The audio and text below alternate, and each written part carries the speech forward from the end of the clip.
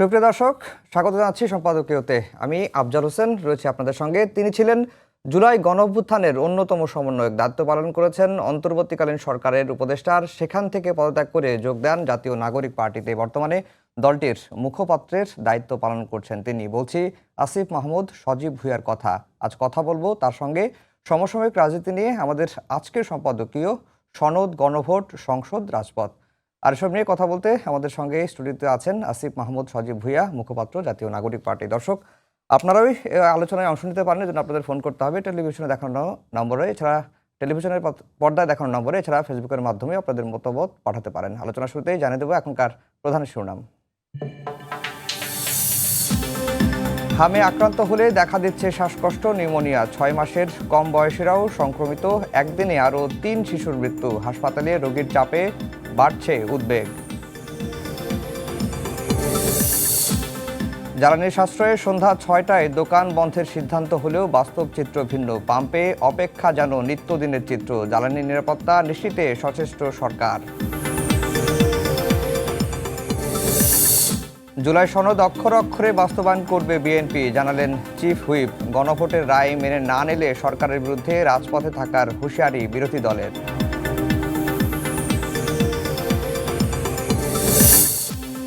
চলতি বছরই চালু হবে শাহজালাল বিমানবন্দরের 3rd টার্মিনাল। পরিচালনার দায়িত্বে জাপানকে দিতে চায় সরকার। ত্রিপক্ষীয় বৈঠকে আলোচনা।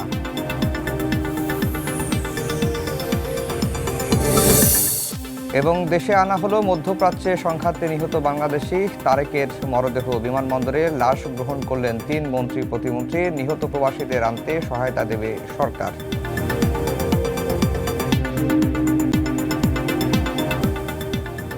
দর্শক, শিরোনাম শুনছিলেন। আমরা আজকের আলোচনার বিষয় দিয়েছি সনদ, গণভোট, সংসদ, রাজপথ। আর আমাদের সঙ্গে আছেন আসিফ মাহমুদ সজীব ভুঁইয়া, মুখপাত্র জাতীয় নাগরিক পার্টি। আসিফ মাহমুদ সজীব ভুঁইয়া, আপনাকে স্বাগত জানাচ্ছি আমাদের সম্পাদকীয়তে। আপনাকেও ধন্যবাদ। আসিফ মাহমুদ সজীব ভুঁইয়া, সংসদ প্রাণবন্ত হচ্ছে এখন পর্যন্ত। আমরা যতটুকু দেখছি সংসদে গণভোট, জুলাই জাতীয় সনদ কিভাবে বাস্তবায়ন হবে এগুলো নিয়ে ডিবেট হয়েছে। এক পর্যায়ে বিরোধী দল ওয়াকআউটও করেছে। এখন বিরোধী দল বিএনপির বিরুদ্ধে প্রতারণার অভিযোগ এনে তারা রাজপথে জুলাই যে সনদ বাস্তবায়ন বা গণভোটের রায় বাস্তবায়নের দাবিতে বিক্ষোভ কর্মসূচিরও ডাক দিয়েছে। আগামীকাল তারা বিক্ষোভ কর্মসূচি পালন করবে। অন্যদিকে বিএনপি বলছে যে জুলাই সনদের নামে তাদের সঙ্গে অন্তহীন প্রতারণা করা হয়েছে এবং তারা বলছেন যে অক্ষর অক্ষরে জুলাই সনদ বাস্তবায়ন করবেন। আসলে বাস্তবতা কি? বিরোধী দলের আসলে কোনো উপায় ছিল না রাজপথে নামা ছাড়া। আমরা আসলে নিজেরাও আসলে চিন্তা করি নাই যে এত দ্রুত সময়ের মধ্যে আমাদেরকে রাজপথে নামতে হবে একটা নির্বাচনের পরে। এবং বিএনপি যদিও বলছে তাদের সাথে প্রতারণা করা হয়েছে, কিন্তু তারা এই কথাটা তখন কিন্তু বলে নাই। তারা তখন এখন সোশ্যাল মিডিয়ায় ভাসছে, সালাউদ্দিন আহমেদের বর্তমান স্বরাষ্ট্রমন্ত্রী, তার বক্তব্য কিন্তু ভাসছে যে তিনি গণভোটের পক্ষে বলেছেন যে সংবিধানে না থাকলেও গণভোট করা যাবে। এখন বলছেন সংবিধান সম্মত না। বর্তমান প্রধানমন্ত্রী জনাব তারেক রহমান তিনি গণভোটে হ্যাঁ ভোট দেওয়ার জন্য তাদের জনসভায় আহ্বান জানিয়েছেন, অনুরোধ করেছিলেন। ওনারা আজকে বলছেন যে গণভোটের জনরায় ওনারা মানবেন না। তো এই কথাগুলো যদি তখন বলতেন তাহলে আমরা তাদেরকে রাজনৈতিকভাবে সৎ বলতে পারতাম। এবং আমরা মনে করি প্রতারণাটা হয়েছে বাংলাদেশের জনগণের সাথে। বাংলাদেশের জনগণের সাথে যেই পলিটিক্যাল এবং লিগ্যাল কন্ট্রাক্টের মধ্যে দিয়ে নির্বাচনটা হয়েছে রাজনৈতিক দলগুলোর মধ্যে, জনগণ সেটার উপরে ভরসা রেখে এই নির্বাচনে অংশগ্রহণ করেছে, ভোট দিয়েছে, গণভোটকে বিজয়ী করেছে, হ্যাঁ ভোটকে বিজয়ী করেছে। এখন সেটা না মানার মধ্য দিয়ে জনগণের সাথে এক ধরনের ধৃষ্টতা দেখানো হচ্ছে এবং প্রতারণার আশ্রয় নিচ্ছে বিএনপি। কিন্তু বিএনপি তো বলছে যে তারা এই যে জুলাই জাতীয় সনদ যেটি স্বাক্ষরিত হয়েছে সংসদ ভবনের সামনে, আমার কাছে সেটি রয়েছে 31 অক্টোবর 2025 স্বাক্ষরিত হয়েছে এবং তারা বলছেন এটি মেনে চলবেন এবং এটি মানবেন। এটি মানতে গেলে যদি সংবিধান সংস্কার বা সংবিধান সংশোধনের প্রয়োজন হয় সেটিও তারা করবেন। দেখেন, এখানে একটা ফাঁকি আছে। মানে জুলাই জাতীয় সনদ অক্ষরে অক্ষরে মানা হবে, কিন্তু গণভোটের রায় মানা হবে না। তো গণভোটের যে আদেশের মাধ্যমে গণভোট হয়েছে সেখানে কিন্তু শুধুমাত্র সংস্কারের জুলাই জাতীয় সনদটার বিষয়ে বলা নেই, সেখানে প্রক্রিয়াটাও বলা আছে যে কোন প্রক্রিয়ার মাধ্যমে এটা বাস্তবায়ন করতে হবে। এবং সেখানে আরও স্পষ্টভাবে যে বিষয়গুলোতে ডিসেন্ট ছিল সেই বিষয়গুলোর ক্ষেত্রে জনগণের রায় নিয়ে একটা ডিসিশন থাকা মানে তো এটার মতানৈক্য থাকা মানে ডিসিশন না। ডিসিশন কিন্তু জনগণের রায়ের মাধ্যমে এসেছে, হ্যাঁ ভোটের মাধ্যমে। এসেছে। তার মানে যেখানে ডিসেন্ট ছিল এই বিষয়গুলোকে তো বাস্তবায়ন করতে হবে। সেই জায়গা থেকে বিএনপি বলার চেষ্টা করে যে আমরা জুলাই সনদ মানবো, অর্থাৎ যেই জায়গায় আমরা ডিসেন্ট দিয়েছি সেটা আমরা করব না। তো বিএনপি দিন শেষে তার ইশতেহারেই আছে, সে জুলাই সনদে নাই। তো তার ইশতেহার অনুযায়ী যে বিষয়গুলো তারা আসলে বাস্তবায়ন করতে চায় বা যে বিষয়গুলোতে তাদের দ্বিমত নাই সেগুলো বাস্তবায়ন করাকে তারা এখন বলছেন যে জুলাই সনদ অক্ষরে অক্ষরে মানা হবে। কিন্তু আমরা তো গণভোটটা শুধু আপনার ডিসেন্ট বা সেই জায়গায় রাখার জন্য আমরা করিনি, এবং গণভোট করার ক্ষেত্রে এই প্রস্তাবটাও বিএনপির ছিল। এই যে ঐকমত্য কমিশনের পার্ট যারা ছিলেন তারাই বলছেন যে এই প্রস্তাবটা স্বরাষ্ট্রমন্ত্রী সালাউদ্দিন আহমেদ দিয়েছিলেন। তাহলে গণভোটের মাধ্যমে যে বিষয়গুলোতে ঐকমত্য ছিল না সেটার জনগণের থেকে আমরা সিদ্ধান্তটা নিয়েছি, এখন সেই সিদ্ধান্ত বাস্তবায়ন করার একটা বাইন্ডিং এই সরকার। এখানে বিএনপি কিন্তু আরেকটা কথা বলছে, তারা গণভোটটা চেয়েছিল জুলাই জাতীয় সনদের, মানে জুলাই জাতীয় সনদ যেভাবে স্বাক্ষরিত হয়েছে সেভাবেই বাস্তবায়িত হোক বা না হোক, এটার হ্যাঁ না ভোট চেয়েছিল। কিন্তু যে 4টি প্রশ্ন জুড়ে দেওয়া হয়েছিল এটি নিয়ে তাদের আপত্তির কথা এখন তারা বলছেন। জুলাই জাতীয় সনদে আসলে যেই বিষয়গুলোতে ডিসেন্ট ছিল তাহলে আপনি সেগুলো কি করতেন যদি এবং জনগণকে, যেটা রাজনৈতিক দলগুলো অলরেডি অ্যাগ্রিড, সেটার জনগণের কাছে দেওয়ার কি প্রয়োজন আছে? সেটা তো এমনিতেই তাহলে বাস্তবায়ন করা যায়। জনগণের কাছে দেওয়ার কারণটাই ছিল মোস্টলি যে আপনারা জনগণের থেকে সিদ্ধান্তগুলো নিয়ে আসা, যেই জায়গাগুলোতে ডিসেন্ট আছে। এবং বিএনপি বারবার বলছে, জনপ্রিয় করার চেষ্টা করছে একটা বিষয়, যে আমরা 4টা প্রশ্নের একটা উত্তর, তাহলে কেউ যদি 3টা একমত হয়, একটা একমত না হয়, সে কি করবে? তাহলে দেখেন জিয়াউর রহমানের যেই গণভোট ছিল জিয়াউর রহমানের সময়ে, সেখানে কিন্তু 19টা কর্মসূচির পক্ষে ভোট দেওয়ার কথা বলা হয়েছিল। তো সেখানে আমি যদি তখন একজন নাগরিক হতাম, তাহলে আমার যদি 19টার মধ্যে 12টাতে আমি অ্যাগ্রিড, 7টায় আমি অ্যাগ্রিড না, তাহলে আমি কি ভোট দিতাম? তো এই যে এক ধরনের ফ্রেমের মধ্যে ফেলা, যারা গণভোট দিয়েছেন, তারা গণভোটে হ্যাঁ ভোট দিয়েছেন, তারা স্পষ্টভাবেই এটা বুঝিয়ে দিয়েছেন যে তারা সংস্কারের পক্ষে এবং সংস্কারগুলো তারা চান। তারা ঐকমত্য কমিশনের এই যে দীর্ঘ আলোচনা পুরোটা ফলো করেছেন, দেখেছেন এবং সংস্কারের পক্ষে একটা রায় দিয়েছেন। এবং যে 70%-এর মতো প্রায় গণভোটে হ্যাঁ ভোট এসেছে, এখানে তো বিএনপিকে যারা ভোট দিয়েছে তারাও কিন্তু ভোট দিয়েছেন। আজকে তারা সবাই বিট্রেড ফিল করছেন যখন এই বিষয়টা বাস্তবায়নের দিকে যাচ্ছে না। এবং এই যে প্রশ্নগুলো ঠিক হয় নাই বা হচ্ছে জাতীয় সনদ যেভাবে স্বাক্ষরিত হয়েছে সেভাবেই, এগুলো বলার মাধ্যমে মূলত বিএনপি তার ইশতেহার বাস্তবায়ন করতে চায়, সে জুলাই সনদ বাস্তবায়ন করতে চায় না। এখন বিএনপি যদি জনগণের কাছে দেয়া তার নির্বাচনী ইশতেহার বাস্তবায়ন করতে চায়, তাহলে এটা কি দোষের কিছু রাজনৈতিকভাবে? বিএনপি তার জনগণের কাছে দেওয়া ইশতেহার অবশ্যই বাস্তবায়ন করবে। যে কোনো নির্বাচিত সরকার যেই প্রতিশ্রুতি দিয়ে সে নির্বাচন করেছে সেই ইশতেহার তো সে বাস্তবায়ন করতে বাধ্য, না করলে আমরাও অবশ্যই কথা বলবো। বিএনপির 31 দফা ইশতেহারের প্রথম দফায় ছিল যে সংবিধান সংস্কার কমিশন গঠন করা হবে। কোথায়? আজকে ওনারা বলছেন সংশোধনীর মাধ্যমে আমরা আনবো, সেখান থেকে সে সরে গেছে প্রথমেই। তো ইশতেহারও তারা ঠিকমতো বাস্তবায়ন করছেন না। তবে জুলাই সনদের বিষয়টা ভিন্ন। জুলাই সনদের ব্যাপারে যদি বিএনপির ইশতেহার অনুযায়ী হতো তাহলে তো আর ঐকমত্য কমিশনের বসার প্রয়োজন ছিল না, কিংবা এই বিষয়গুলো নিয়ে দীর্ঘ আলোচনা করে সবাইকে ঐকমত্যে এনে সবগুলো রাজনৈতিক দলকে নিয়ে আলোচনা হয়েছে, সারা দেশের মানুষ দেখেছে, এতগুলো সংস্কার কমিশন হয়েছে এবং সেটা একটা অ্যাগ্রেড জায়গায় নিয়ে এসে গণভোটে যাওয়া হয়েছে, জনগণের রায় আনা হয়েছে।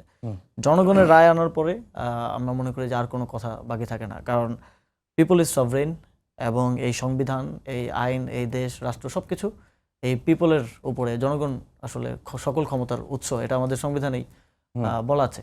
তো সেক্ষেত্রে জনগণের রায় আনার পরে যখন বিএনপি এখন আবার চতুরতা কিংবা জনগণের সাথে এক ধরনের প্রতারণার আশ্রয় নিচ্ছে, এটা অত্যন্ত খারাপ হচ্ছে বাংলাদেশের রাজনীতির জন্য। তারা যদি এটাকে 3 দলের রূপরেখা ভেবে ভুল করে তাহলে এটা অনেক বড় ভুল হবে, কারণ 3 দলের রূপরেখা 3টা দলের মধ্যে বোঝাপড়া হয়েছিল। এটা দেশের জনগণের থেকে গণভোটে রায় আনা হয়েছে। গণভোটের রায় বাস্তবায়ন না করা একটা ব্যাড প্রেসিডেন্ট বাংলাদেশের জন্য হয়ে থাকবে। কিন্তু সংবিধানেই তো বর্তমান যে এক্সিস্টিং সংবিধান রয়েছে সেই সংবিধানেই তো আর্টিকেল 142, আমি যদি ভুল না করে থাকি, বলা আছে যে কিভাবে সংবিধান সংশোধন করা যাবে। সংবিধান সংশোধন করে কি এই সমস্যাটার সমাধান বা এই সংকটটার সমাধান করা সম্ভব? আমরা প্রথমেই একেবারে সংবিধান পুনর্লিখন চেয়েছি, আমরা স্পেসিফিকলি সংস্কারও চাইনি। কিন্তু পুনর্লিখনের ক্ষেত্রে তখন বলা হয়েছে যে এই সরকারের এজেন্সি নেই বা এই সরকারের এটা করার কোনো এখতিয়ার নাই। তো সকল বিবেচনায় আমরা তখনকার সময়ে ইউনিটি রাখার জন্য, রাজনৈতিক দলগুলোর মধ্যে বোঝাপড়া ঠিক রাখার জন্য তখন সরকার সিদ্ধান্ত নিয়েছে তাহলে আমরা একটা কমিশন এবং ঐকমত্য কমিশনের মাধ্যমে আলোচনার মধ্য দিয়ে যাই। কিন্তু তারপরে এই যে জুলাই সনদের মধ্য দিয়ে এটা তো অ্যাগ্রিমেন্টে এসছে যে আমরা সংস্কার পরিষদের আদেশের পরে এই গণভোটের মধ্য দিয়ে একটা ডিসিশন জনগণের পক্ষ থেকে এসেছে যে আমরা সংবিধান সংস্কার পরিষদ গঠন করার মাধ্যমে সংবিধান সংস্কারটা করব। এখন বিএনপি যেটা অফার করছে এটা জাস্ট আওয়ামী লীগের সময় যেভাবে কাটাছেড়া করা হয়েছে এই কাটাছেড়ার একটা প্রস্তাব তারা দিচ্ছেন, তাও তাদের টার্মসে। যে বিষয়গুলোতে তারা একমত হন নাই সেগুলো তারা করবেন না, যেগুলোতে একমত হয়েছেন সেগুলো তারা করবেন। ইভেন এই যে উচ্চকক্ষে পিআরের বিষয়ে ওনাদের ইশতেহারে আবার ভিন্ন কথা বলেছেন। ওনাদের ইশতেহারে বলেছেন যে ওনারা আসনের অনুপাতে করবেন, কিন্তু গণভোটের রায় অনুযায়ী সেটা করতে হবে, সেটা পার্সেন্টেজের অনুপাতে করতে হবে, যে যত পার্সেন্ট ভোট যে দল পেয়েছে ততজন করে।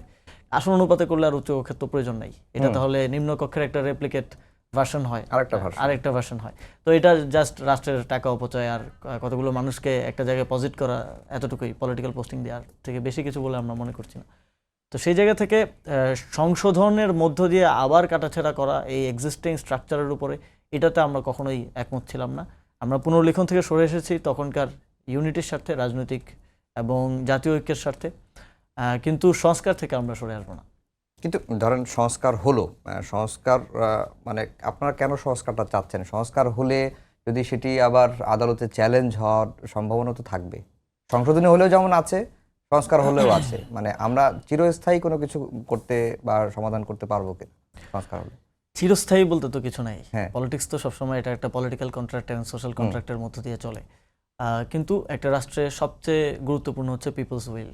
এবং সংবিধানে কোন একজন সাংসদ হয়তো বলেছিলেন যে সংবিধান সংসদ হচ্ছে সভরেন, আসলে সংসদ তো সভরেন না, জনগণ সভরেন। তো যখন জনগণের রায়টা নিয়ে আসা হলো, এখন এই রায়টাকে আপনি কোনোভাবেই আসলে কোনো যুক্তি দিয়েই এটার বিপক্ষে আপনি দাঁড়াতে পারেন না। এবং এটা তো আপনারা আগেও বলেন নাই, এটা যখন গণভোট হচ্ছিল তখন তো আমরা সালাউদ্দিন আহমেদকে দেখেছি, তিনি বলছেন যে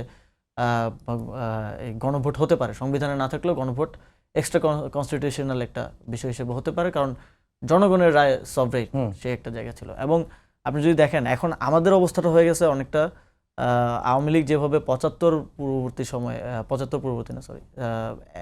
পূর্ববর্তী সময়ে জিয়াউর রহমানের যেই উদ্যোগগুলো বা যেই কাজগুলো তিনি করে গেছেন সেগুলোকে যেভাবে প্রশ্নবিদ্ধ করেছে, এখন বিএনপি ঠিক একই জিনিসটা এখন বিরোধী দলের সাথে একই যুক্তি দিয়ে কিন্তু আগাচ্ছে। যখন তখনকার রাষ্ট্রপতি জিয়াউর রহমান তিনি যখন গণভোটটা করলেন, সেটা কি সংবিধানে ছিল? তাহলে সেটা তো পিপলস উইল হিসেবে, সভরেন হিসেবে এসছে।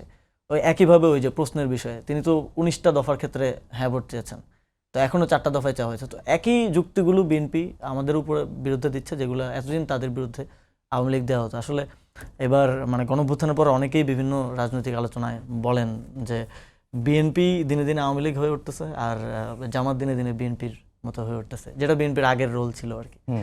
তো এটা যত দিন যাচ্ছে তত আমাদের সামনে আরো স্পষ্ট হচ্ছে। আরেকটি বিষয় হচ্ছে যে তাহলে সমাধানটা কোথায়? মানে সংসদেও তো হলো না বলে মনে হচ্ছে, তাহলে কি মানে রাজপথেই সমাধান? সমাধান হচ্ছে জনগণের যে সিদ্ধান্ত সেটা বাস্তবায়নের মধ্যে। সেটা যদি সরকার বাস্তবায়ন না করে তাহলে অবশ্যই আমাদেরকে রাজপথে যেতে হবে, কারণ আমাদের এটা জনগণের কাছে কমিটমেন্ট দেয়। এবং আমাদের জোট গঠনের পেছনের একটা বড় কারণ হচ্ছে এই সংস্কার বাস্তবায়ন। তো জনগণের প্রতি দিয়ে আমাদের কমিটমেন্ট এবং জনগণের যে ম্যান্ডেট জনগণ আমাদেরকে দিয়েছে গণভোটে এবং জাতীয় নির্বাচনে, সেটার প্রতি জাস্টিফিকেশন করতে হলো, সেটার প্রতি জাস্টিস করতে হলে আমাদেরকে এখন রাজপথে নামতে হবে। কারণ আমরা দেখছি যে সংসদে প্রথমত তো হচ্ছে গণভোট এবং সংস্কার নিয়ে আলোচনাই করার সুযোগ দেওয়া হচ্ছিল না। পরবর্তীতে বিরোধী দলীয় নেতার একটা নোটিশের মাধ্যমে সেই সুযোগটা তাও অনেক নাটকীয়তার পরে পাওয়া গেছে, কিন্তু সেখানেও কোনো সিদ্ধান্ত গণভোটের জনরায়ের পক্ষে আসেনি। ফলে আমাদের কাছে মনে হয়েছে যে এখন রাজপথে নামা ছাড়া আমাদের আর কোনো উপায় নেই। আসলে আমরা আমরাও ভাবি নাই যে এত দ্রুত আমাদেরকে রাজপথের দ্বারস্থ হতে হবে, রাজপথে নামতে হবে বাংলাদেশের জনগণের রায় বাস্তবায়নের জন্য। কিন্তু এটা আনফরচুনেট, এখন একটা বৈশ্বিক সংকটের মধ্যে পুরো পৃথিবী আছে, কিন্তু আমাদের আসলে কিছু করার নেই। জনগণের আমরা যদি এখন রাজপথে না নামে, এটা বাংলাদেশের মানুষ আমাদেরকেও প্রশ্ন করবে যে আপনারা তো গণভোটে হ্যাঁ ভোট দিতে বলেছেন, আমরা দিলাম, কিন্তু আপনারা আমাদের জন্য কি করছেন? এখন এটা বিভিন্ন জায়গায় ইভেন সোশ্যাল প্রোগ্রামগুলোতেও যাচ্ছে, সেখানেও প্রশ্ন উঠছে যে জুলাই সনদের কি হবে, গণভোটের কি হবে। কিন্তু এটি ঠিক যে জনগণের একটা চাপ আছে গণভোটের, যেহেতু তারা রায় দিয়েছেন বা গণভোটে হ্যাঁ ভোট দিয়েছেন। কিন্তু যে অধ্যাদেশটি হয়েছে, একটি পার্লামেন্ট কি অধ্যাদেশ রাখবে কি রাখবে না, এই সিদ্ধান্ত নেওয়ার এখতিয়ার কি পার্লামেন্টের নেই? এখানে 9টি অধ্যাদেশ বাতিল হুম। বাতিল করার একটা প্রস্তাব দেওয়া হয়েছে সংসদীয় কমিটির পক্ষ থেকে। এখানে কিছু জিনিস, যেমন এই যেই 9টি অধ্যাদেশ বাতিল করার প্রস্তাবনা দেওয়া হয়েছে, প্রায় সবগুলাই 2টা কি 3টা হবে সংস্কার কমিশনের ডিসকাশন হয়নি। এই অধ্যাদেশগুলো সংস্কার কমিশনের ক্ষেত্রে আমাদের ইয়াটা কি ছিল যে সংস্কার কমিশনের প্রস্তাবগুলো যেগুলো রাজনৈতিক দলগুলোর সাথে আলোচনা করার প্রয়োজন, যেগুলো গুরুত্বপূর্ণ প্রস্তাব, সেগুলো আলোচনা সাপেক্ষে যেটা সংবিধান সংশোধনের মাধ্যমে বা সংস্কারের মাধ্যমে বাস্তবায়ন করতে হবে সেটা আমরা রেখে দিব, সেটা নির্বাচিত সরকার এসে করবে। আর যেটা অধ্যাদেশ বা আইন করার মাধ্যমে বাস্তবায়ন করা সম্ভব সেটা অন্তর্বর্তীকালীন সরকারই বাস্তবায়ন করবে। এবং তার প্রেক্ষিতেই কিন্তু এই গুম কমিশন অধ্যাদেশ, গুম প্রতিরোধ প্রতিকার অধ্যাদেশ, দুর্নীতি দমন কমিশন অধ্যাদেশ, সুপ্রিম কোর্ট সচিবালয়, এই অধ্যাদেশগুলো কিন্তু করা হয়েছিল এবং এগুলো আমাদের ঐকমত্য কমিশনেও আলোচনা হয়েছিল। তো এই অধ্যাদেশগুলো তো সংস্কারের একেবারে প্রাইমারি পর্যায়ে, কারণ বড় বড় সংস্কারগুলো তো সংবিধান সংস্কারের মাধ্যমেই আসবে। প্রধানমন্ত্রী 2বারের বেশি থাকতে পারবেন না, সহজেই বিষয়গুলো আছে। তো যখন আপনি একেবারে প্রাইমারি যেই বিষয়গুলো সেটাও আপনি যখন আসলে বাতিল করে দেন, তখন জনগণের মধ্যে একটা শঙ্কা তৈরি হয় এবং আমাদের মধ্যে এই শঙ্কাটা তৈরি হয়েছে যে আপনি কি বাংলাদেশকে আবার রিভার্স দিকে নিয়ে যাচ্ছেন কিনা। যেমন গুম কমিশন অধ্যাদেশ এবং গুম প্রতিরোধ প্রতিকার অধ্যাদেশ, এটা নিয়ে যখন বিএনপি এটা বাতিল করার, বিএনপির যে সংসদীয় কমিটি, অবশ্যই তাদের সংখ্যাগরিষ্ঠতা আছে সেই কমিটিতে, প্রস্তাবগুলো যখন দিচ্ছে, তখন আমরা আসলে শকড হই। পলিটিশিয়ান হিসেবে সাধারণ মানুষ তো অবশ্যই শকড হবে, কারণ আমরা দেখেছি যে বিএনপির অনেক বড় বড় নেতারা গুমের শিকার হয়েছেন এবং অনেকেই গুমের শিকার পরবর্তীতে নির্বাসনে থাকে, এখন সংসদে আছেন। এবং অনেক বড় বড় নেতা, ইলিয়াস আলী, তিনি আর ফিরে আসেননি। অনেক বড় নেতা থেকে শুরু করে একদম মাঠ পর্যায়ের হাজার হাজার গুম ভিকটিম কিন্তু এখনো ফিরে আসেনি। তাদের পরিবাররা এখনো তাদের সন্তানরা বাবাকে খুঁজছেন। তো সেই দল এসে যখন গুম প্রতিরোধ করার জন্য অন্তর্বর্তীকালীন সরকারের যে উদ্যোগ, সেটাকে বাতিল করার প্রস্তাব করে, এটা আমাদের মধ্যে শঙ্কা তৈরি করে এবং তাদের মধ্যে এক ধরনের গুম করার ইন্টেনশন আছে বলে এটা জনমনে এক ধরনের শঙ্কার তৈরি করছে, যেটা আমি মনে করি যে আমাদের বাংলাদেশের যতটুকু ডেভেলপমেন্ট জুলাই গণঅভ্যুত্থানের মধ্য দিয়ে হয়েছে, যতটুকু পরিবর্তনের স্বপ্ন আমরা দেখেছি এবং বাস্তবায়নের একটা প্রক্রিয়া শুরু হয়েছে, সেটাকে আবার আগের জায়গায় নিয়ে যাওয়ার একটা প্রক্রিয়া। এর আগের প্রশ্নের উত্তরে আপনি বলছিলেন যে জামাতের সঙ্গে জোট করার একটি বড় বিষয় ছিল সংস্কারের বিষয়টি। তো আমার এই আলোচনায় অনেকে এসে যেটি বলেন যে এখন জামাত আর এনসিপিকে আসলে আলাদা করে করা যায় না, বা তাদের কর্মসূচি, তাদের কথাবার্তা সবকিছু মিলে আলাদা করাটা ডিফিকাল্ট। মানে কিভাবে বুঝবো যে জামাতের বক্তব্য এটা, এনসিপির বক্তব্য এটা? এখানে যে বিষয়গুলোতে এগ্রিমেন্টের ভিত্তিতে আমাদের নির্বাচন ঐক্যটা হয়েছিল, সংস্কার, বিচার এবং সুশাসন সহ আরও কিছু বিষয় আমাদের একটা বোঝাপড়ার ভিত্তিতে এগ্রিমেন্ট হয়েছিল। এখন এই ইস্যুগুলোতে আমাদের রাজনৈতিক বক্তব্যটা আমরা একসাথে আলোচনার ভিত্তিতে ঠিক করি। আমাদের 11 দলীয় ঐক্যের আমাদের সমন্বয় সভা হয়, মিটিং হয় এবং সংসদেও আমাদের যে প্রতিনিধিরা আছেন তারা একসাথে বসে সংসদ অধিবেশনের আগে এবং পরে রিভিউ করেন, আলোচনা করেন এবং যেই বিষয়গুলোতে আমরা যেই কর্মসূচিগুলোতে আমরা একমত, সেই কর্মসূচিগুলো নিয়ে একই সিদ্ধান্ত এবং একই বক্তব্য থাকে। সেখানে কোনো পার্থক্য বা সেখানে তো ভিন্নতা রাখার কোনো প্রয়োজনীয়তাও নাই। একসাথে বসে যেহেতু আমরা সিদ্ধান্ত নিচ্ছি। কিন্তু রাজনৈতিক ক্যারেক্টারের দিক থেকে যদি আপনি দেখেন যে এনসিপি একটা মধ্যমপন্থী, লিবারেল ডেমোক্রেটিক এবং ন্যাশনালিস্ট পার্টি এবং সেখানে আমাদের রাজনৈতিক বক্তব্য সেটাই আছে এবং আমাদের নারীদের বিষয়ে রাজনৈতিক বক্তব্য, অ্যাক্রস কমিউনিটিজ আমরা কিভাবে ভাবি, কিভাবে চিন্তা করি এবং আমাদের পার্টির মধ্যে যে ইনক্লুসিভিটি, এই ফিচারগুলো কিন্তু আমরা রক্ষা করে চলছি এবং আমরা আমাদের আদর্শগত জায়গা থেকে তো আমার মনে হয় আরও যে আমাদের যে আদর্শিক জায়গা, আমরা একটা মধ্যমপন্থী রাজনৈতিক দল, আমরা ন্যাশনালিজমের কথা বলি, আমরা নিজেদেরকে সেন্টারে পজিশন করি, সেন্টারটা রাইট লেফট এটা টিল্ট করে।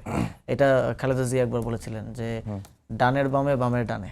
তো আমরা অনেকটা এরকম। তো আমি তো দেখছি যে আদর্শিক দিক থেকে আমাদের মানে মিলটা আছে বেশি বিএনপির সাথে জামাতের থেকেও, যদি আদর্শিকভাবে আমি এনসিপিকে পজিশন করতে চাই। তারপরে এই আলোচনাটা বারবার আসার একটা কারণ আছে, আসার একটা প্রবণতা আমরা আওয়ামী লীগের সময় দেখেছি যে কেউ যে কোনো বিষয় নিয়ে প্রশ্ন তুললেই তাকে জামাত শিবির ট্যাগ দেওয়া হতো। আমরা ক্যাম্পাসে স্টুডেন্ট পলিটিক্সের সাথে ছিলাম, অ্যাক্টিভিজমে ছিলাম, কাউকে নির্যাতন করা হচ্ছে, আমি ফেসবুকে একটা পোস্ট লিখেছি বা কোথাও একটা বক্তব্য দিয়েছি, এটার বিরুদ্ধে আমাকে শিবির ট্যাগ করা হতো।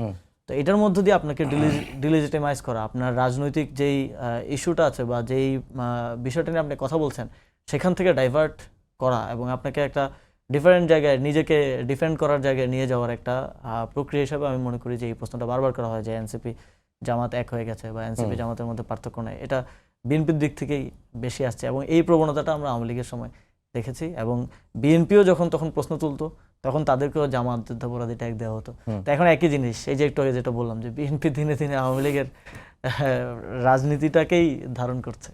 আর এখানে আরেকটি বিষয় যে আপনাদের দলের কয়েকজন নেতার বক্তব্যই আমি শুনেছিলাম বা তিনি এখানে এসেই বলেছিলেন যে সংসদে আসলে বিরোধী দলটাকে লিড দিচ্ছে কে, এবং তার বক্তব্য ছিল আসলে এনসিপির যে 6 জন মেম্বার আছেন তারাই মূলত বিরোধী দলকে লিড দিচ্ছেন।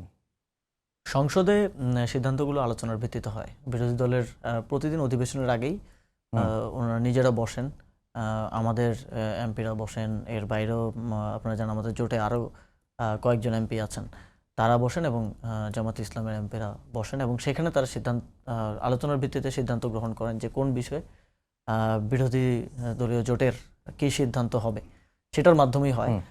কিন্তু এই ধরনের একটা পারসেপশন কিংবা যেহেতু আমাদের এমপিরা বেশি ভোকাল এবং ভাইব্রেন্ট তাদের সংসদীয় বক্তব্যের ক্ষেত্রে হোক এবং আমাদের অনেক ক্ষেত্রে অনেকে বলে যে আমরা রুথলেস কথা বলি, আমরা আসলে সেলফ সেন্সরশিপটা দিকে যাই না এবং আমাদের পলিটিক্যাল প্র্যাকটিসের শুরু থেকেই এরকম, এবং আমরা খুব বেশি গোপনীয়তা রেখে রাজনীতিটা করি না।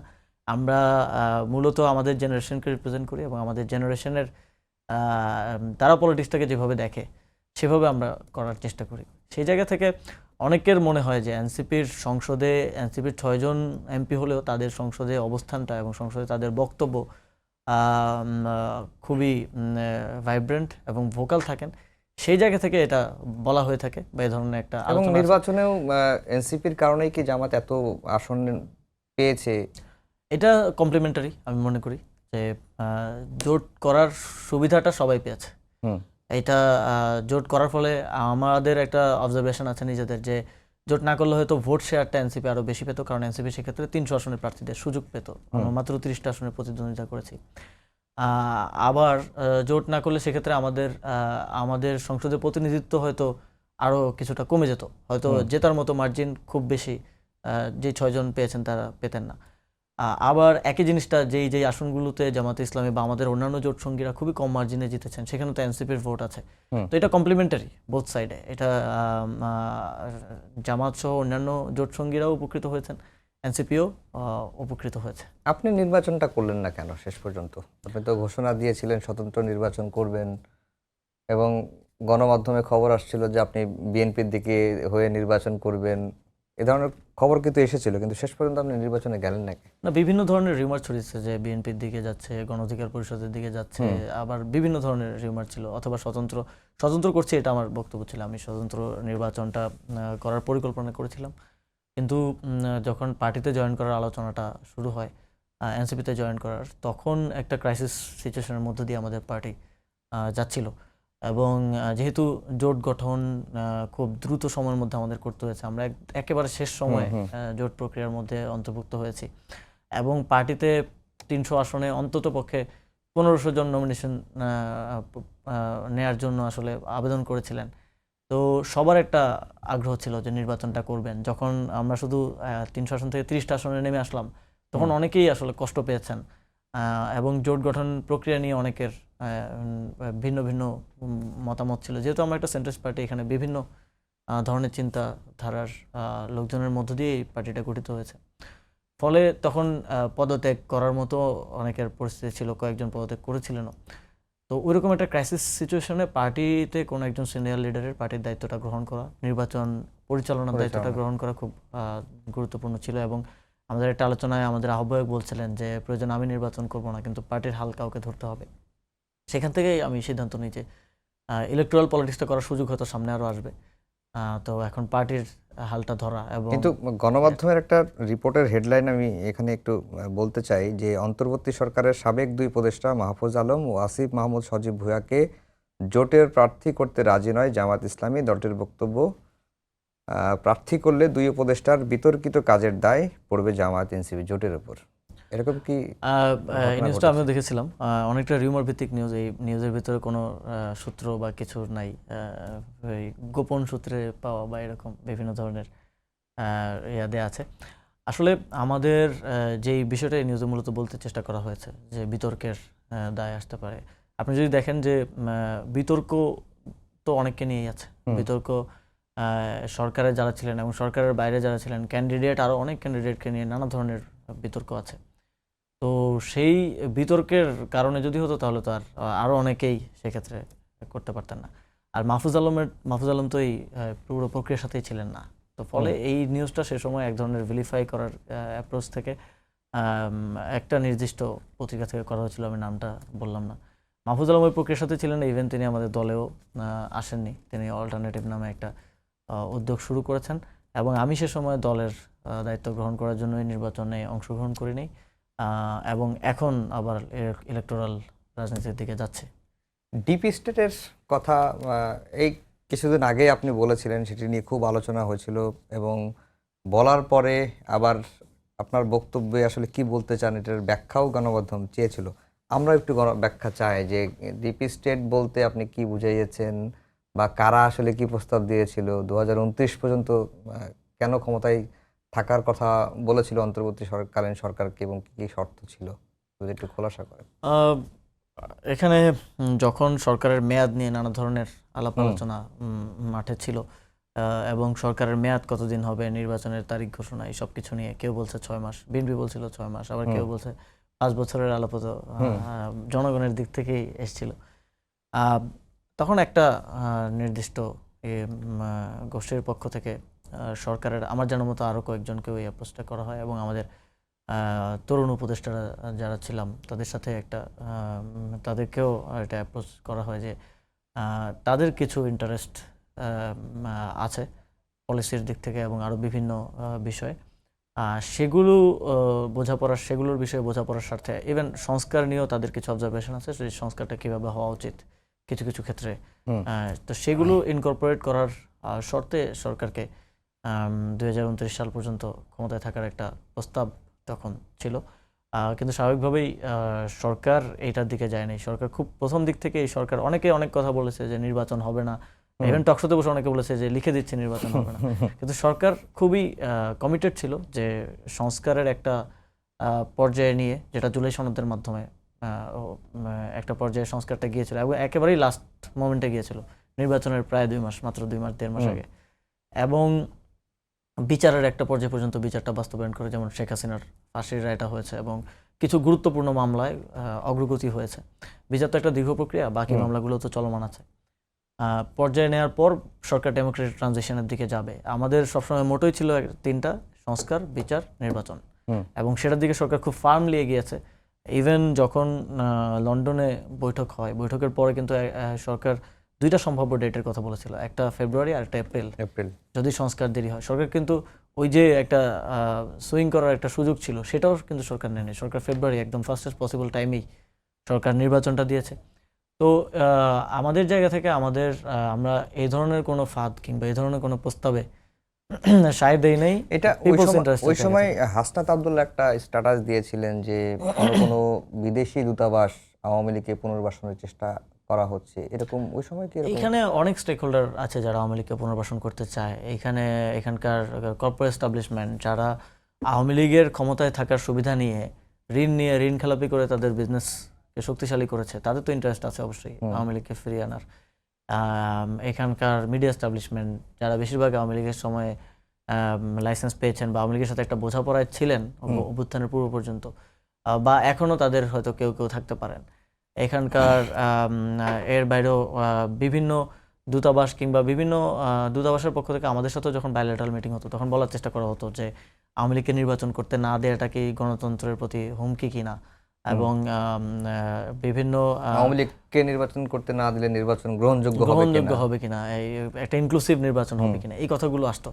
তো এইটার এবং এর পেছনে অনেকগুলো লবিস্ট ফার্মও নিয়োগ দেওয়া হয়েছিল যারা চাপ প্রয়োগ করবে, যারা হয় না অনেক সময় বিদেশি সাংবাদিকরা আছে এবং তাদের আদলে বা তাদের কাভারে বিভিন্ন লবিস্ট ফার্মের লোকজন, এবং তারা প্রশ্ন করে সরাসরি যে আওয়ামী লীগকে কেন নির্বাচন করতে দিচ্ছেন না। বা ইভেন আমাকে প্রশ্ন করেছিল জার্মান একটা পত্রিকার, তারা বাংলাদেশে এসেছিল কভার করতে, প্রশ্ন করেছিল যে আওয়ামী লীগকে আপনারা কেন নির্বাচন করতে দিচ্ছেন না বা দিবেন না, এটা ইনক্লুসিভ নির্বাচন তো তাহলে হবে না, এটা প্রশ্নবিদ্ধ নির্বাচন হতে পারে। তখন আমি তাকে বলেছিলাম যে আপনারাও তো নাজিদেরকে রাজনীতি করতে দিচ্ছেন না, তাও আপনাদের এখানে তো এটা প্রেসিডেন্ট আছে পৃথিবীতে, এবং ইউরোপকে তো গণতন্ত্রের দিক থেকে স্ট্যান্ডার্ড অনেক ক্ষেত্রে ধরা হয়। তো সেক্ষেত্রে আমাদের তো এটা প্রেসিডেন্ট অনুযায়ী আমরা করছি। তো এই ধরনের কথাবার্তাগুলো ছিল সে সময় বিভিন্ন লবিস্ট ফার্মের মাধ্যমে, বিভিন্ন কূটনৈতিকদের মাধ্যমে, বিভিন্ন কর্পোরেট এস্টাবলিশমেন্টের মাধ্যমে। কিন্তু আপনি যখন ক্ষমতা ছাড়ার পরে এই কথাটি বলেছেন, এটা নিয়ে কিন্তু একটা আলোচনা আছে যে ক্ষমতায় থেকে কেন তাহলে ডিপি স্টেটের প্রসঙ্গটা আনলেন না, ক্ষমতায় ছাড়ার পরে অনেক পরে গিয়ে কেন আনলেন। এবং কেউ একজন সাংবাদিক, সিনিয়র সাংবাদিক, আমি বলি মাহবুব আজিজ, তিনি এই কথাটি বলেছেন এবং তিনি একটি উদাহরণ দিয়ে বা আরেকজন এরকম একটি উদাহরণ দিয়েছে, কারণ ওই সময় তো আপনারা বলছিলেন যে শুধুমাত্র একটি নির্বাচনের জন্য তো মানুষ এতগুলো মানুষের জীবন দেয়নি, আগে বিচার সংস্কার, এরপরে নির্বাচন। এবং তাহলে কি ডিপ স্টেটের সাথে এনসিপির কোনো সম্পৃক্ততা আছে? আমরা বিচার সংস্কারের একটা পর্যায় পর্যন্ত গিয়ে তারপর নির্বাচনের কথা বলেছি এবং সেদিকে আমরাও হেঁটেছি, এবং আমরা এই নির্বাচন করার জন্য বাই অল মিনস সহযোগিতা করেছি, এবং নির্বাচনে আমরা অংশগ্রহণ করেছি খুবই উৎফুল্লের সাথে। আমাদের নেতাকর্মীরা নির্বাচনে অংশগ্রহণ করেছেন, কাজ করেছেন। তো নির্বাচন নিয়ে আমাদের কখনো বৈরিতা ছিল না। বারবার একটা কথা বলা হচ্ছিল যে 3 মাসের নির্বাচন, 6 মাসের নির্বাচন, সেটার ক্ষেত্রে আমাদের একটা শঙ্কা ছিল তাহলে সংস্কার এবং বিচারের ক্ষেত্রে আসলে কি হবে। এবং আমরা আমাদের কনসার্নটা যে রাইট সেটা আমরা এখন প্রমাণ পাচ্ছি। ইভেন আমরা এতগুলো সেফগার্ড দেওয়ার পরেও, জুলাই সনদ সভার স্বাক্ষর নেওয়া হলো, গণভোটে দিয়ে জনগণের রায় নেওয়া হলো, এতগুলো স্তরে স্তরে সেফগার্ড দেওয়ার পরেও কিন্তু সংস্কার নিয়ে এখন এক ধরনের শঙ্কা তৈরি হয়েছে। তো আমাদের ওই কনসার্নটা ভ্যালিড ছিল, রাইট ছিল, এটা এখন কিন্তু প্রমাণিত হচ্ছে।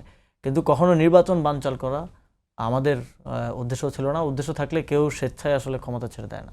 এই সরকার, আমরা দেখেছি যে বিভিন্ন সময় বাংলাদেশে সব সময় সংকটটা দেখা দেয় ট্রানজিশনের সময়।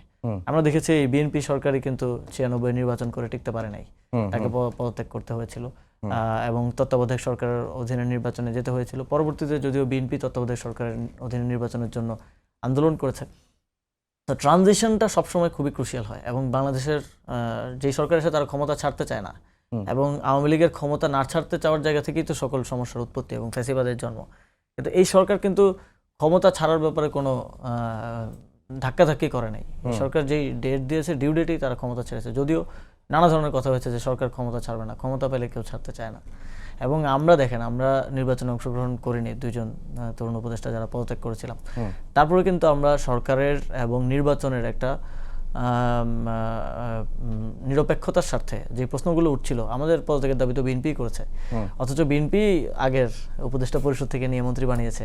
তো এই দ্বিচারিতাগুলোও আছে, এগুলো আছে, হিপোক্রেসিগুলোও আছে, যেটা আমরা বলি। তো আমরা কিন্তু নির্বাচনের স্বার্থে পদত্যাগ করেছি এবং স্বেচ্ছায় পদত্যাগ করেছি। আমরা চাইলে পদত্যাগ না করে বলতে পারতাম নির্বাচন করব না, আমরা থাকি আরো 2 মাস। তো ক্ষমতার জন্য এই সরকার আমার মনে হয় না, হয়তো কারো কারো ভিতরে থাকতেও পারে, কিন্তু ওভারঅল অন্তর্বর্তীকালীন সরকারের কোনো গ্রিড ছিল না, ফলে একটা নির্বাচন হতে পেরেছে এবং একটা ডেমোক্রেটিক ট্রানজিশন হয়েছে।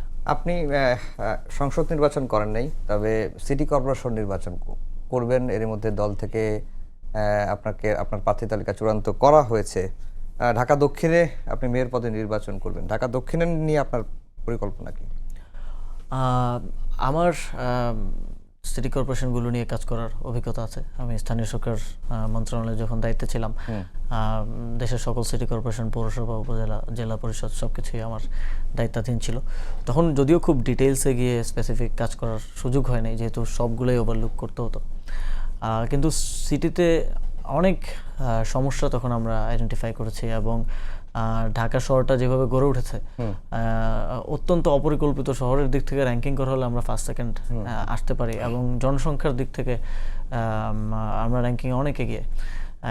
সেই জায়গা থেকে নগরবাসীর জীবন মান উন্নয়ন এবং এই নগরে যে কাজ করার স্কোপগুলো আছে, আমি মনে করি যে এগুলো আমার নিজেকে প্রমাণ করার আরেকটা প্ল্যাটফর্ম আমাকে এনে দিবে। সরকারে থাকা অবস্থায় নানা চ্যালেঞ্জ ছিল, সময় খুব কম ছিল, তার মধ্যেও চেষ্টা করেছি যেখানে দায়িত্ব ছিলাম সেখানে সফলভাবে সেই দায়িত্বগুলো পালন করার।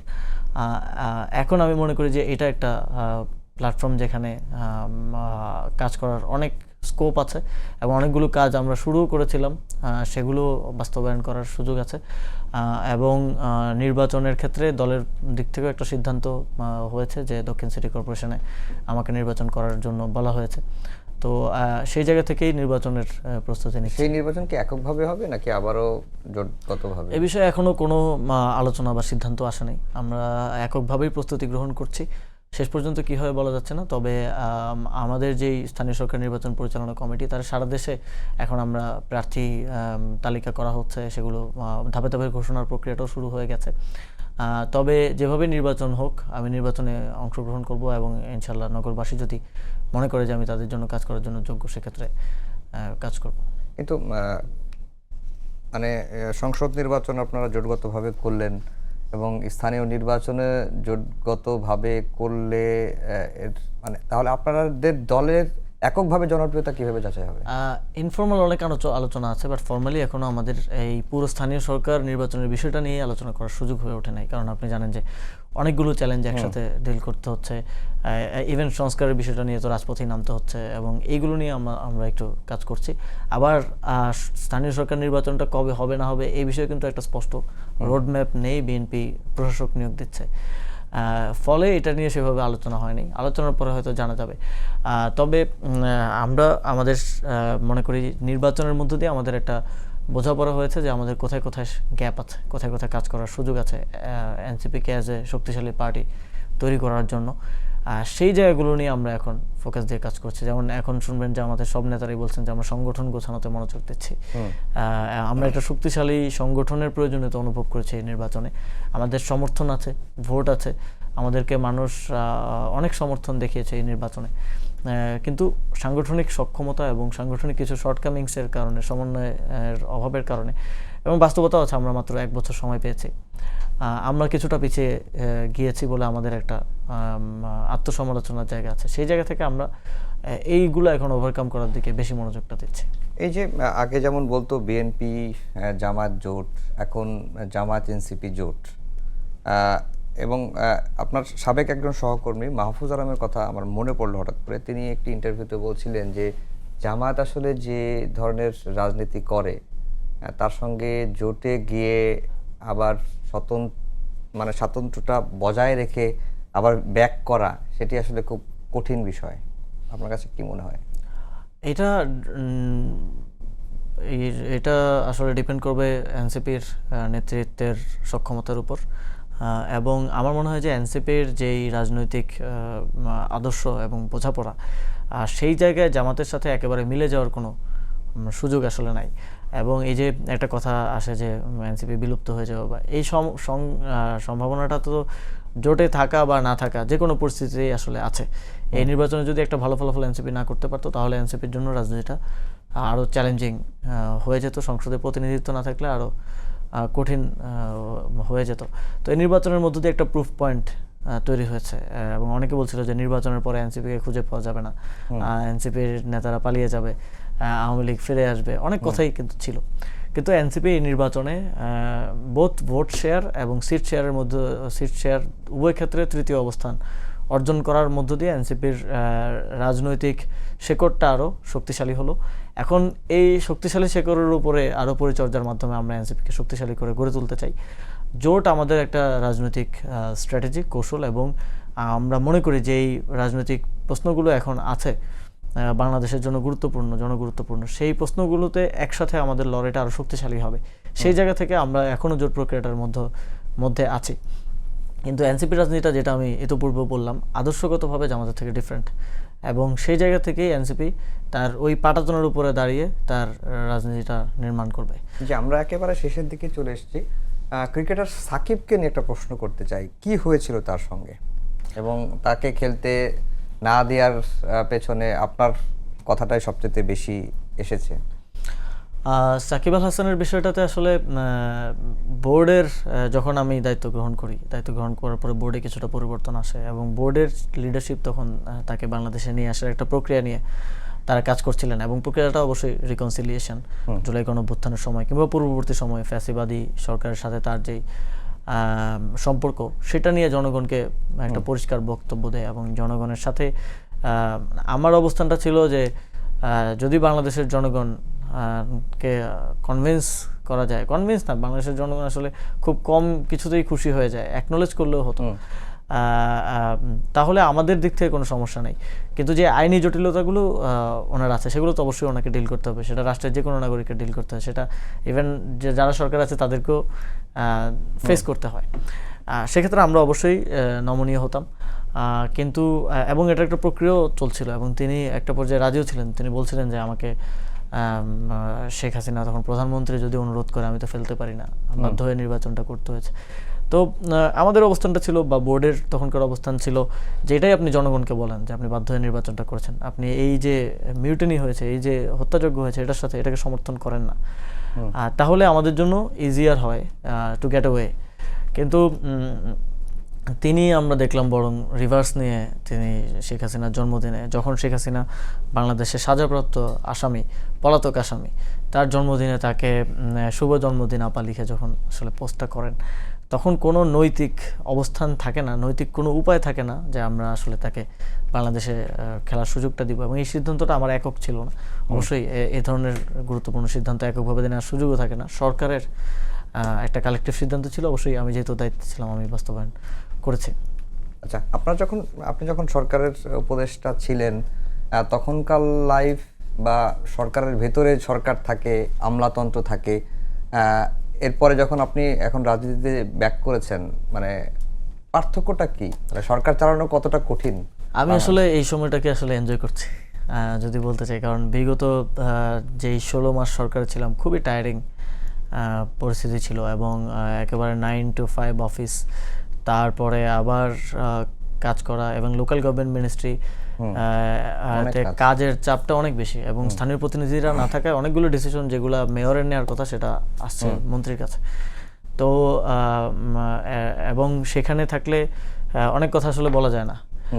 আমি দেখছি বাংলাদেশটা একভাবে চলছে কিন্তু মানুষ জানছে ভিন্নভাবে, কিংবা এই জিনিসগুলো দেখা যায় আমাদের গোপনীয়তার যে শপথ আমরা নিয়েছি সেই শপথের প্রেক্ষিতে বলাও যাচ্ছে না। তো ওই যে স্বাধীনতাটার একটা অভাব বা একটা নির্দিষ্ট গণ্ডির মধ্যে সচিবালয় থেকে প্রাইম মিনিস্টার অফিস থেকে বাসা বা এর মধ্যে কাজের কারণে কনফাইন্ড হয়ে থাকতে হচ্ছে, সেটা একটা আসলে টায়ারিং এক্সপিরিয়েন্স ছিল। এখন আমার মনে হচ্ছে যে আমি আরও স্বাধীনভাবে এখন কথাও বলতে পারছি, কাজ করতে পারছি এবং মানুষের সাথে কমিউনিকেশনটা অনেক বেশি বেড়ে গেছে। যে পার্টি অফিসে যাওয়া বা বিভিন্ন জায়গায় গেলে সবার সাথে খুব ফ্রিলি কমিউনিকেট করা যাচ্ছে। আসিফ মাহমুদ সজীব ভাইয়া, অনেক ধন্যবাদ, অনেক কষ্ট করে আমাদের সময় দিয়েছেন।